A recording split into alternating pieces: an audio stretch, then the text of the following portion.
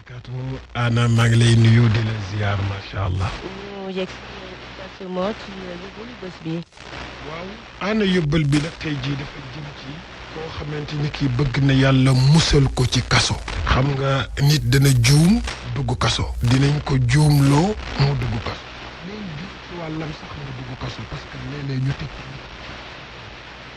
yàlla dogal na pour mu war a dugg kaso. soo bëggee nag yàlla musal la ci boobu jël weer wu nekk nga jël ci ñetti fan yoo xamante ni ngay jàng ayatul kursi 101 fois téeméer ak benn ci ayatul kursi nga tegale ñetti fan jàng ayatul kursi téeméer ak benn yoon ñaan yàlla mu musal la ci kaso nga jëlaat beneen bi ci topp jàngaat ayatul kursi téeméer yoon ak benn ñaan yàlla mu musal la ñetteelu fan ba nga defaat ko lii ku koy saxoo incha allah sunu borom dina la musal ci nga tooñ ñu tëj la mbaa ñu tooñ la tëj la incha allah.